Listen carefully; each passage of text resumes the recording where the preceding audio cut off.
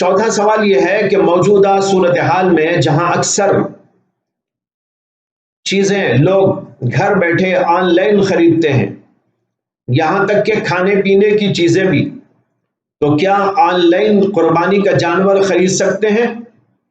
جبکہ قربانی کا جانور خریدتے وقت دیکھنا پڑتا ہے کہ جانور میں کہیں عیب تو نہیں، اور آن لائن خریدنے میں صرف تصاویر دیکھ کر اور دوسرے لوگوں کی تصدیقات پر چیز کو خریدا جاتا ہے، تو کیا آن لائن قربانی کا جانور خریدنا درست ہے؟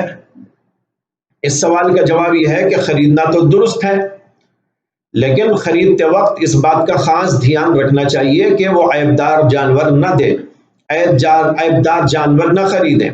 اس کے لیے جو سبیل مناسب سے مناسب ہو سکتی ہے اس کی طرف توجہ دی جائے اور جانور خریدا جائے۔ جانور آن لائن خریدنے یا دیکھ کر خریدنے دونوں میں مسئلے کے لحاظ سے کوئی فرق نہیں ہے۔